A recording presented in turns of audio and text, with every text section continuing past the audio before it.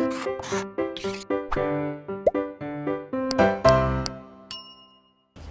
Everyone, मैं Surabhi Gupta blueprint digital में आपका स्वागत करती हूँ। स्टूडेंट्स, हम पढ़ रहे हैं कक्षा 9 क्लास 9 बायोलॉजी का चैप्टर जीवन की मौलिक इकाई कोशिका, जिसमें अभी हमने पढ़ा कोशिका की खोज और कोशिका के पार्ट, कोशिका की संरचनात्मक संगठन। उसमें भी हमने कवर किया था कोशिका कला, कोशिका झिल्ली। ठीक है, तो कोशिका झिल्ली को जब हम पढ़ रहे थे तो हमने उसके झिल्ली में का कार्य पढ़ने के लिए देखा था कि जो कोशिका की झिल्ली है वो किस तरह से कार्य करती है, और कोशिका की झिल्ली कार्य करती है उनके अपनी संरचना के अनुरूप, जिसकी वजह से हमने झिल्ली के अलग अलग प्रकार पढ़े थे। तो कोशिका झिल्ली का कार्य दो तरह से करती है। कोशिका झिल्ली कार्य उसमें क्या होता है कि जो परिवहन होता है, कोशिका झिल्ली का कार्य क्या होता है कि जो कंपोनेंट है अंदर, आयन्स हैं, अणु हैं, जल है, ये सब ट्रांसपोर्ट करना अंदर से बाहर और बाहर से सेल के अंदर। ये जो ट्रांसपोर्ट का काम करते हैं ये दो तरह का होता है। ठीक है, परिवहन कितने तरह का था? दो तरह का, निष्क्रिय परिवहन और एक सक्रिय परिवहन। तो हमने अभी पढ़ा था निष्क्रिय परिवहन यानी कि पैसिव ट्रांसपोर्ट। अब पैसिव ट्रांसपोर्ट पढ़ने के लिए पैसिव ट्रांसपोर्ट यानी कि निष्क्रिय परिवहन। निष्क्रिय परिवहन कितने प्रकार का होता है? दो प्रकार का। कौन सा? एक डिफ्यूजन और एक होता है ऑस्मोसिस यानी कि परासरण। डिफ्यूजन यानी कि विसरण। डिफ्यूजन क्या होता है कि डिफ्यूजन में जो आयन होते हैं, अणु होते हैं, ठीक है, और जल, वो क्या होता है कि सेल के अंदर और बाहर जा सकते हैं। वो किस लिए? मगर ये डिफ्यूजन किसमें ज़्यादा होता है? सबसे ज़्यादा होता है गैसेस में। ठीक है, और डिफ्यूजन का ही दूसरा प्रकार है, एक प्रकार डिफ्यूजन का ही है ऑस्मोसिस यानी कि परासरण। अभी हमने परासरण भी लास्ट वीडियो में अच्छे से क्लियर किया था। परासरण क्या होता है? परासरण में जल, सिर्फ जल, वो क्या करता है? हाई कंसनट्रेट से लो कंसनट्रेट की तरफ जाता है। ठीक है, तो जल के अणु उसमें जाते हैं किधर से? जहाँ पर उनको स्पेस मिलता है यानी कि गाढ़े की तरफ वो निकलते हैं। ठीक है, तो अभी हमने जो परासरण पढ़ा था उसमें ये देखना था कि जो परासरण है यानी कि जल के अणु जो उसमें आवागमन कर रहे हैं, उन जल के अणुओं का क्या इफेक्ट पड़ता है जंतु कोशिका पे अथवा पादप कोशिका पर। क्लियर? अभी हम पादप कोशिका या जंतु कोशिका यही पढ़ रहे हैं, तो हमें उसका प्रभाव भी देखना होगा कि परासरण का प्रभाव क्या पड़ता है इन सेल पर। तो बेटा देखिए, अब हमारे पास जो है विलयन सॉल्यूशन, अब हम बात कर रहे हैं किसकी? इसमें वाटर की, यानी कि जो अणु जा रहे हैं। अब जो हम परासरण की बात करेंगे तो डेफिनेटली हमें विलयन की बात करनी पड़ेगी, सॉल्यूशन की बात करनी पड़ेगी। अब एक हम छोटा सा बेसिक कॉन्सेप्ट है, छोटा सा समझते हैं कि सॉल्यूशन होता क्या है। सबसे पहले तो सॉल्यूशन क्या है? सॉल्यूशन है विलयन। क्या बोलते हैं इसको? विलयन। अब ये विलयन कैसे बनता है? ये बनता है किससे? दो चीज़ों से। एक होता है विलय प्लस विलायक।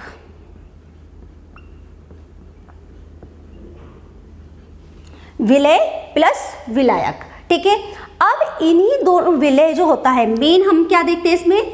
विलय। ठीक है, तो जो विलय है इसकी क्वांटिटी के अकॉर्डिंग ही विलयन जो होता है, सॉल्यूशन जो होता है, वो कितने प्रकार का हो जाता है? 3 टाइप्स का बन जाता है। कैसे? देखिए, सबसे पहले हम देख रहे हैं अल्प परासरी विलयन, हाइपोटोनिक। ठीक है, तो हाइपोटोनिक क्या होता है? आप इसे समझिए अल्प, यानी कि अल्प मीन्स क्या होता है? अल्प मीन्स कम। ठीक है, तो कम मतलब ये जो हम किसके अकॉर्डिंग बात करते हैं? हम इसमें देखते हैं सबसे ज़्यादा विलय को। ठीक है, विलय की, तो विलय जिसमें अल्प हो यानी कि विलय कम हो, और विलायक यानी कि जल क्या होता है? ज़्यादा होता है। ठीक है, अल्प परासरी में, हाइपोटोनिक में क्या होगा? जो घुलने वाला है विलय, चाहे वो कुछ भी हो सकता है, वो क्या है? वो कम होगा, तो वो विलयन बन जाएगा आपका अल्प परासरी विलयन। क्लियर? सही है। अब ऐसे ही अति परासरी में अति यानी कि हाइपर का मतलब क्या होता है? ज़्यादा। ठीक है, तो जब ज़्यादा हो क्या? विलय, यहाँ पे हम विलायक नहीं देख रहे हैं, देखिए हम सिर्फ किसे देख रहे हैं, विलय को, जो भी घुलता है। आप इसे एक ऐसे समझ सकते हैं कि हम एक सॉल्यूशन बना रहे हैं, कोई भी सॉल्यूशन। जैसे आप देखिए एक गिलास में हमने पानी लिया, तो जब तक वो खाली वाटर है हम उसे वाटर पानी बोल सकते हैं, जब तक उसमें कुछ नहीं घुला है। मगर अगर हम उसमें घोलेंगे क्या, चीनी या नमक, तब हम उसको पानी नहीं कह सकते, जल नहीं कहेंगे। क्या हो गया वो हमारे पास, अब वो हो गया हमारे पास सॉल्यूशन, यानी कि विलयन। ठीक है, किसका, अगर उसमें हमने नमक घोला है तो साल्ट वाटर हो गया, यानी कि साल्टी सॉल्यूशन हो गया, नमक का विलयन हो गया। अगर हमने उसमें शक्कर घोली है तो कैसा हो गया, वो शक्कर का पानी हो गया। ठीक है, तो जो हम घोल रहे हैं वो होता है विलय, सही है, उसी का सॉल्यूशन बनता है। तो अब इसमें आ गया अति। अति मीन्स हाइपर, हाइपर यानी कि ज़्यादा, जिसके अंदर विलय की मात्रा ज़्यादा होती है। और समपराशरी यानी कि जिसमें विलय और विलयन, विलायक दोनों बराबर होते हैं। ठीक है, अब हमारे ये क्लियर हुआ। अब हम देखते हैं इन पर प्रभाव। अब हमने क्या करा, एक अल्प पराशरी विलयन है, यानी कि हाइपोटोनिक सॉल्यूशन, जिसमें पानी ज़्यादा है। ठीक है, और उसमें घोलने वाला जो सॉल्यूट है वो कम है। अब हमने एक बाउल में या एक बीकर में हाइपोटोनिक सॉल्यूशन ले लिया, अल्प पराशरी विलयन ले लिया। उसमें हमने क्या डाली, कोई भी सेल, चाहे वो पादप सेल हो या जंतु सेल, सब। ठीक है, एक सेल डाली। अब स्टूडेंट्स अभी देखिए, जब इसके अंदर वाटर ज़्यादा है, ठीक है, इसका मतलब जो सेल है आपकी, ये सेल है, इसके अंदर जो ये साइटोप्लाज्म है, ठीक है, ये कैसा है, ये कंसंट्रेट ज़्यादा है। ठीक है, ये आती है, यानी कि इसमें ज़्यादा कंसंट्रेट है, किसके लिए अकॉर्डिंग, जो ये बाहर इसमें जो हमने सॉल्यूशन में जिसमें डाला है उसमें, उसके अकॉर्डिंग ये ज़्यादा अंदर से सांद्र है, यानी कि गाढ़ा है। तो क्या होगा, जो हमारे वाटर के अणु है, जल है, वो कहाँ जाएगा, इसके अंदर एंट्री करना शुरू कर देगा, जिसकी वजह से ये सेल क्या होगी, ये सेल फूल जाएगी। ठीक है, तो अल्प पराशरी विलयन में जो सेल है वो क्या हो जाती है, फूल जाती है। इसका आप है ना एक घर पे करके भी देख सकते हैं प्रैक्टिकल। जब हमने कोई वाटर ली, उसमें क्या करें, हम एक जल पानी लिया, उसमें हमने हल्की क्या डाली, चीनी डाली। ठीक है, एक उसमें हमने हल्की चीनी डाली, सही है, उसमें हमने क्या डाल दिया, हमने उसमें किशमिश डाल दी। ठीक है, अब जब हमारी हल्की चीनी है, यानी कि सॉल्यूशन, उसमें बाहर वाटर ज़्यादा है और जो किशमिश के अंदर गाढ़ा है, तो वो क्या होगा, किशमिश फूल जाएगी। इसमें क्या होगा, वो फूल जाएगी, फूलती है। ठीक है, अभी हम यहाँ किशमिश की बात नहीं कर रहे, हम किसकी बात कर रहे हैं, सेल की। कौन सी, जंतु सेल या पादप सेल। तो ये दोनों सेल क्या करेंगे, ये इसमें फूल जाते हैं, इसके अंदर पानी भर जाता है, किसमें, अल्प पराशरी विलयन में। यही रीजन होता है कि जब हम इसमें आरबीसी में भी हमने ये करके देखा, जब आरबीसी को अल्प पराशरी विलयन यानी कि हाइपोटोनिक सॉल्यूशन में डालते हैं तो वो कुछ टाइम बाद फट जाती है। किस लिए, क्योंकि उसके अंदर पानी ज़्यादा भर जाता है। ठीक है, अब आता है आपका अति पराशरी विलयन, यानी कि जिसमें सॉल्यूशन में सॉल्यूट ज़्यादा होता है, किसके अकॉर्डिंग, सॉल्वेंट के अकॉर्डिंग। ठीक है, अब उसमें यानी कि वो बहुत गाढ़ा है, अब उसमें क्या डाला, कोई भी सेल डाली जाएगी, चाहे वो प्लांट सेल हो या एनिमल सेल। ठीक है, जब उसमें सेल डालते हैं तो इसे ऐसे समझेंगे कि जो अंदर का साइटोप्लाज्म है सेल का, वो किसके अकॉर्डिंग, बाहर के अकॉर्डिंग हल्का हो गया। तो क्या होगा, इसमें से जो वो है ये बाहर निकल जाएगा, जो लाइट वाटर मॉलिक्यूल्स इसके अंदर है, ठीक है, वो बाहर निकलने शुरू हो जाएंगे। और ये कैसी हो जाएगी, ये श्रिंक हो जाएगी, यानी कि सिकुड़ जाएगी। ठीक है, ऐसे ही हमने जो किशमिश का प्रैक्टिकल कर रहे थे उसमें भी, अगर हम उसे हाइपरटोनिक सॉल्यूशन में डालते हैं किशमिश को, तो कुछ देर बाद क्या देखते हैं कि किशमिश जैसी थी उससे भी ज़्यादा सिकुड़ गई। क्यों सिकुड़ गई, क्योंकि उसके अंदर जो वाटर मॉलिक्यूल थे वो भी बाहर निकल गया। ठीक है, ऐसे ही इसमें ये क्या होगा, सेल जो होगी इसके अंदर सिकुड़ जाएगी, किसके अंदर, हाइपरटोनिक सॉल्यूशन के अंदर। ठीक है, हाइपोटोनिक सॉल्यूशन के अंदर फूल जाएगी, हाइपरटोनिक सॉल्यूशन के अंदर सिकुड़ जाएगी। अब आपका आता है असम पराशरी विलयन। Isotonic solution. समपरासरी यानी कि सम का मतलब होता है इक्वल, ठीक है। तो इसमें क्या है, विलेय और विलायक ये दोनों कैसे हैं, बराबर हैं, इक्वल है। ना इसमें विलेय ज़्यादा है और ना ही विलायक ज़्यादा है। जब सॉल्यूट और सॉल्वेंट इक्वल होते हैं तो उसका कोई भी इफेक्ट इस पर खास इफेक्ट नहीं पड़ता, ठीक है, क्योंकि इसके अंदर और इसके बाहर का एटमॉस्फेयर एक ही है। जैसा इसके अंदर है कंसंट्रेट, ऐसे ही इसके बाहर भी है, तो इस पर कोई भी इफेक्ट नहीं पड़ेगा। क्लियर। देखिए अभी हम इस पे किशमिश का उदाहरण ले रहे थे, तो उसी के अकॉर्डिंग जब हाइपोटोनिक में डाला था तो वो कैसी हो गई थी, फूल गई थी, स्वेलिन हो गई थी। और जब हाइपरटोनिक में डाला तो वो श्रिंक हो गई, सिकुड़ गई। बट अगर हम किशमिश को आइसोटोनिक सॉल्यूशन में डालते हैं, यानी कि किशमिश के अंदर जो लिक्विड है और जो उस बाहर लिक्विड है वो उसका जो सांद्रण है वो इक्वल है, तो वो कैसा होगी, उस पर कोई भी प्रभाव नहीं पड़ेगा। क्लियर। तो अब आपको समझ में आया जो परासरण है उनका हमारे परासरण का प्रभाव किस प्रकार पड़ता है, किस पर, कोई भी सेल पे, चाहे वो जंतु सेल हो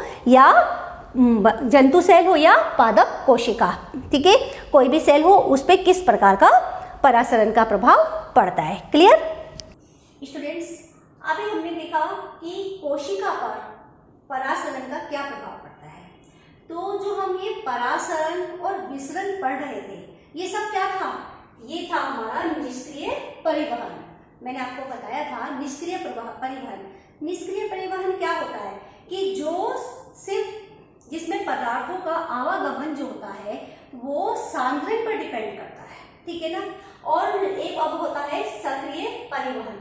सक्रिय परिवहन क्या होता है, सक्रिय परिवहन वो परिवहन होता है जैसे निष्क्रिय में जो अणु थे जल के, ठीक है, या अन्य अणु थे, वो किसकी वजह से इधर उधर जा रहे थे, वो जा रहे थे उच्च सांद्रण से निम्न सांद्रण की तरफ, ठीक है।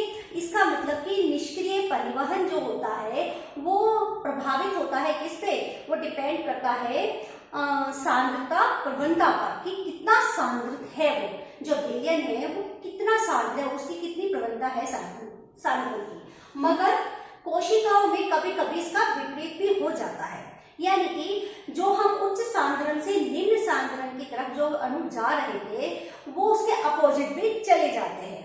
निष्क्रिय में हमेशा उच्च से निम्न की तरफ जाते हैं, मगर सक्रिय में कभी कभी जब वो उल्टे हो जाते हैं, कभी कभी उल्टा हो जाता है, विपरीत हो जाते हैं, तो वो जो परिवहन होता है वो कहलाता है सक्रिय परिवहन।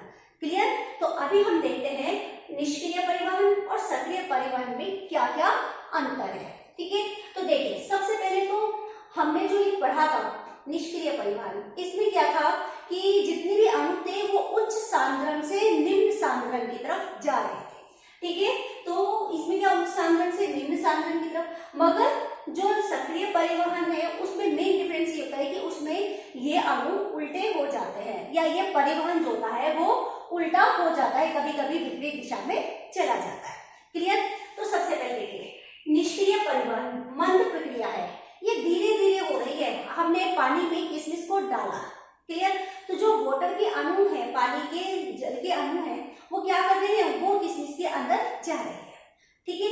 मगर ये कैसे है, ये एकदम नहीं, धीरे धीरे धीरे चल रही है, ठीक। तो ये कैसी है, ये एक स्लो प्रोसीजर है, मंद प्रक्रिया है, धीरे धीरे चलने वाली प्रक्रिया। मगर सक्रिय परिवहन क्या होता है, ये एक फास्ट प्रोसेस होता है, यानी कि तीव्र प्रक्रिया है जो एकदम इमीडिएटली जल्दी से चलती है, तेज होती है, ठीक है। अब हमारा निष्क्रिय परिवहन में किसी भी तरह की कोई ऊर्जा का प्रभाव नहीं होता या किसी भी एनर्जी की कोई लीड नहीं होती, ठीक है। तो ऊर्जा की आवश्यकता इसमें नहीं पड़ती।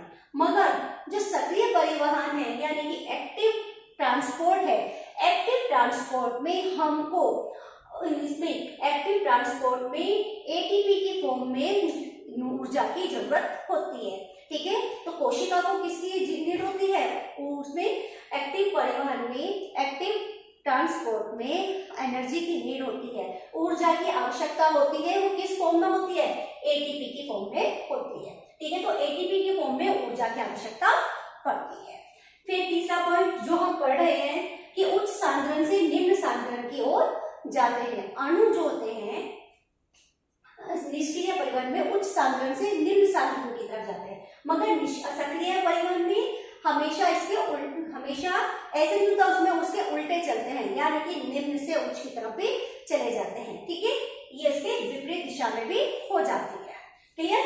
तो अब इसमें होता है निष्क्रिय में वाहक प्रोटीन की आवश्यकता नहीं पड़ती, मगर उसमें सब उल्टा ही हो रहा है सक्रिय में। तो उसमें जब विपरीत दिशा में जा रहे हैं, ऊर्जा की भी आवश्यकता हो रही है, गति तेज मंद की जगह तीव्र है, तो इसमें वाहक प्रोटीन की उपस्थिति में होता है। यानी कि ये जो ट्रांसपोर्ट होता है, ये परिवहन जो होता है, ये परिवहन किसमें होता है?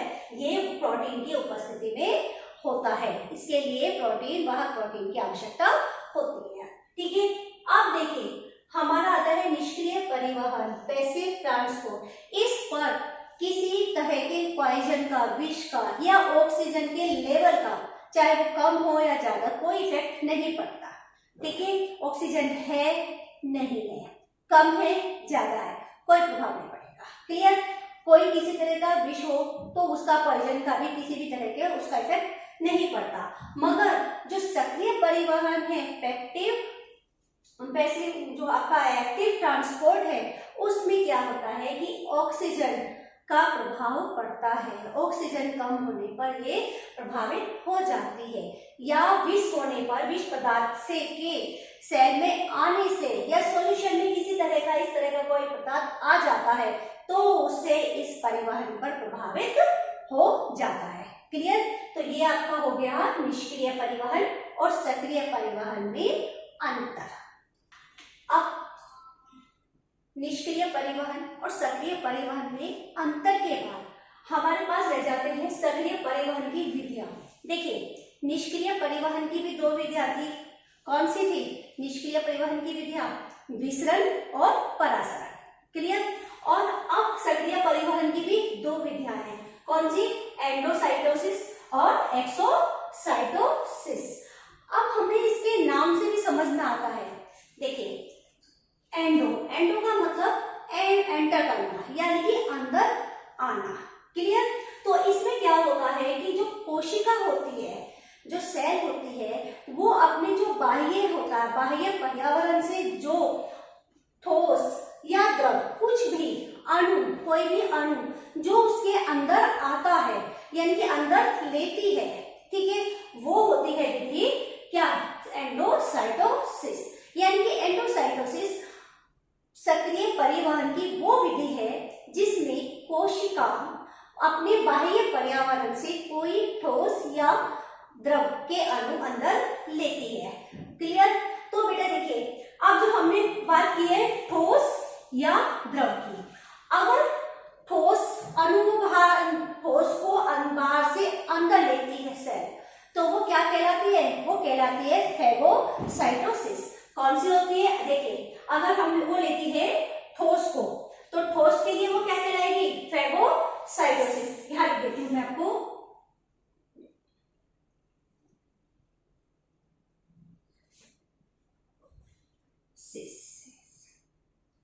क्या हो गई? फैगोसाइटोसिस। फैगोसाइटोसिस में क्या लेती है वो? ठोस के अणु लेती है। जैसे आपका हमने पढ़ा था यूनिसेलुलर ऑर्गेनिज्म, एक कोशिकीय अमीबा। एक कोशिकीय अमीबा वो क्या कर रही थी? वो भी एक सेल थी। तो वो एक कोशिकीय अमीबा में भी क्या होता है कि जो उसका फूड होता है वो ठोस फॉर्म में लेती है, तो वो क्या होती है? वो उसको डायरेक्ट अंदर अपनी झिल्ली से अंदर ले लेती है। ठीक है, तो वो जो प्रोसेस होता है वो भी होता है फैगोसाइटोसिस। या इसका मतलब कि हमारे अमीबा में जो फूड होता है वो फैगोसाइटोसिस विधि से एब्जॉर्ब किया जाता है, लिया जाता है। और अगर सेल, कोई भी सेल बाह्य पर्यावरण से द्रव को लेती है, ठीक है, तो वो होता है पिनोसाइटोसिस।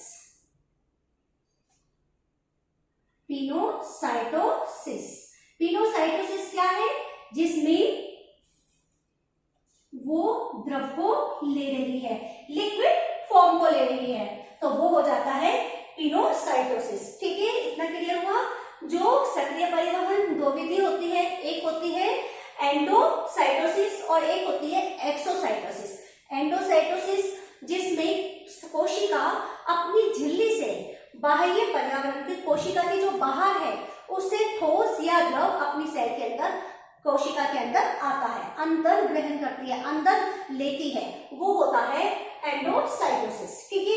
और एंडोसाइटोसिस में भी अगर वो ठोस को लेती है तो उसको बोलते हैं फिगोसाइटोसिस, और अगर द्रव को लेती है तो बोलते हैं पिनोसाइटोसिस। क्लियर।